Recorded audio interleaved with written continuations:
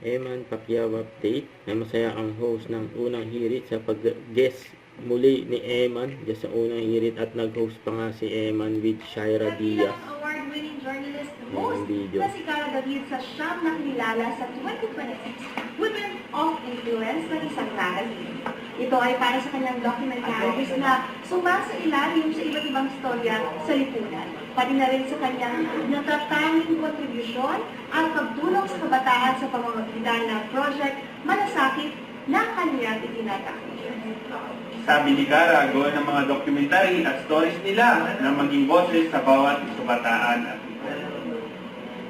lalo na ang sektor ng kababaihan at kabataan. Yes, at nagpapasalamat si Cara sa pagkilala at malaking bagay raw na maraming babae ang nagtitiwala sa kanya. Sabi ng Executive Editor ng Cosmopolitan na si Ida Aldana, masusi ang naging pagpili nila sa award.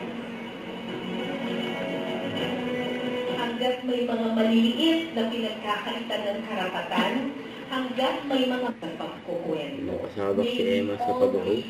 Women of influence.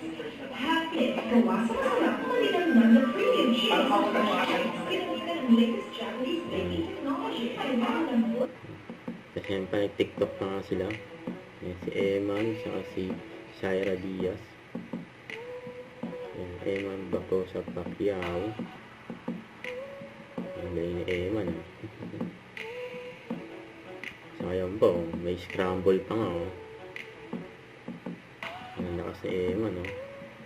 Pati yung card gumagalaw Don't forget to subscribe, click the notification bell for my update. This is with Charlie Anshum Vlog. Stay tuned for more videos. See ya.